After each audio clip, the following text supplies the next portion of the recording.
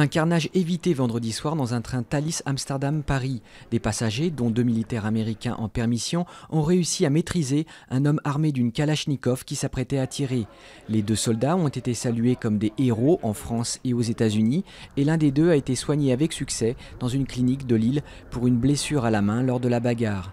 Un passager franco-américain touché par une balle perdue a été aussi hospitalisé. Arrêté en gare d'Arras, le tireur a été transféré dans les locaux de l'antiterrorisme à Paris.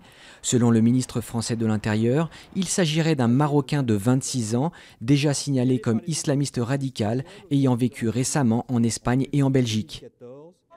Forte tension à la frontière entre la Grèce et la Macédoine. Des centaines de migrants ont forcé samedi un cordon de police pour rentrer sur le territoire macédonien.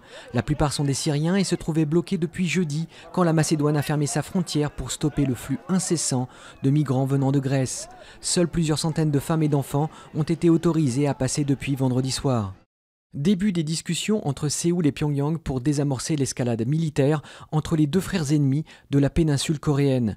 La rencontre a eu lieu près de la frontière juste avant la fin de l'ultimatum de la Corée du Nord qui menaçait son voisin d'une guerre totale si la Corée du Sud n'arrêtait pas ses opérations de propagande. La crise avait éclaté jeudi après un échange de tirs d'artillerie.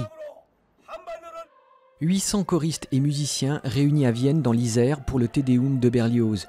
Une démesure à la hauteur de l'œuvre du compositeur romantique mort en 1869. Plus de 6000 spectateurs avaient fait le déplacement vendredi soir pour assister à ce spectacle de plusieurs heures qui a réuni un orchestre symphonique, 2 chœurs d'oratorio et 600 enfants de la région.